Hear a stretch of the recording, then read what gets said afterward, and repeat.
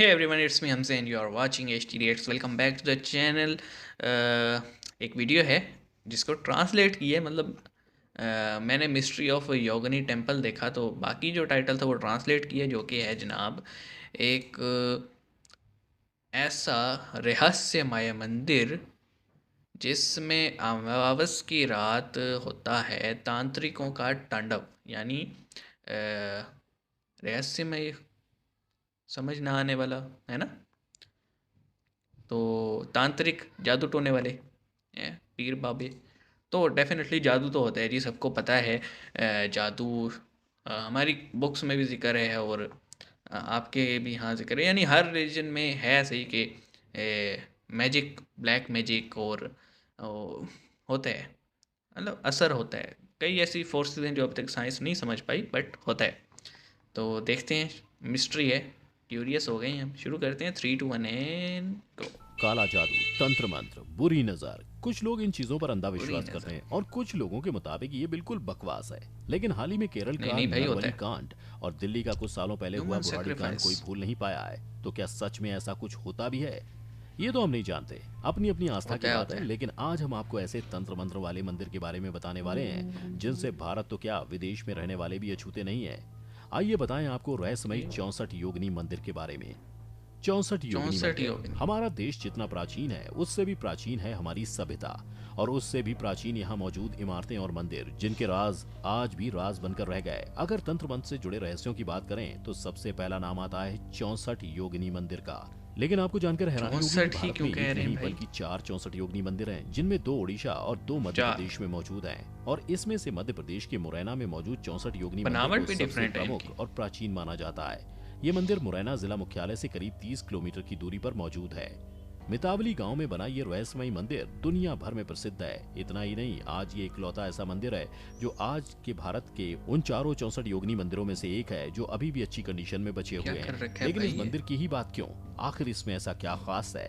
तो बता दें, ये मंदिर तंत्र मंत्र के लिए काफी प्रसिद्ध था। इसलिए इस मंदिर को एक दौर जादू में टोने के लिए। तांत्रिक यूनिवर्सिटी भी कहा जाता था, क्योंकि यहाँ देश तांत्रिक विदेश से यूनिवर्सिटी। लाखों तांत्रिक मंत्र सीखने आते थे। बताया जाता है कि यह मंदिर 700 साल पुराना है। इस मंदिर का निर्माण कच्छप राजा देवपाल ने 1323 ईस्वी में करवाया था। उस जमाने में इस मंदिर में सूर्य के गोचर के आधार पर ज्योतिष और गणित की शिक्षा दी जाती थी और ये इसका मेन सेंटर था।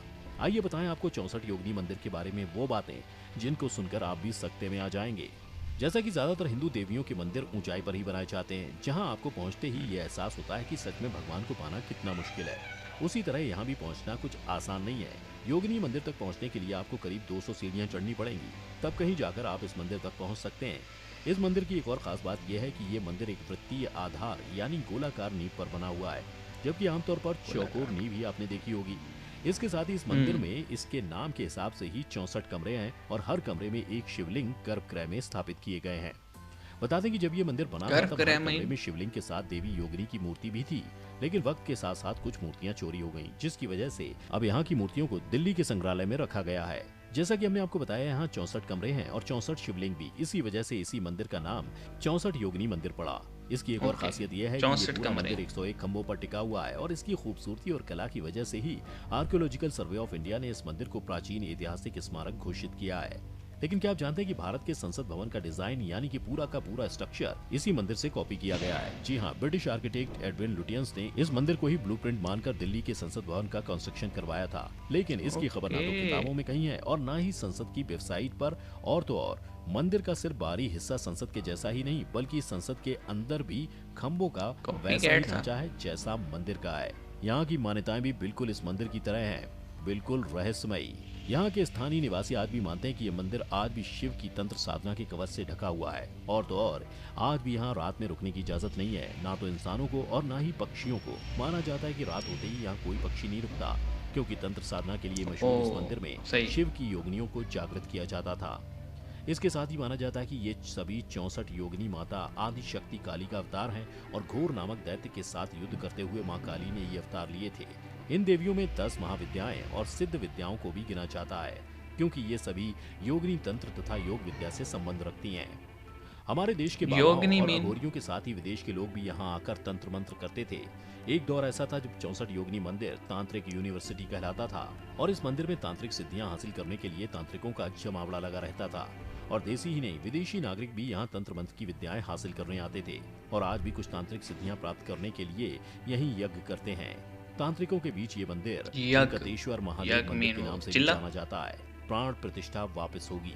अब कहा जा रहा है कि मुरैना जिले के मितावली में मौजूद 64 योगिनी शक्तिपीठ को फिर से पुनर्जीवित किया जाने वाला है, लेकिन क्यों और कैसे, आखिर किसने ये फैसला किया, आइए जानते हैं। फिलहाल ये कहा जा रहा है कि मंदिर को पुनर्जीवित करने रिस्टोर और कर प्राण रहे हैं। प्रतिष्ठा का काम ग्वालियर से 1990 किलोमीटर की दूरी पर मौजूद पुदुचेरी में ओमकार आश्रम के संत स्वामी ओमकारानंद कराएंगे।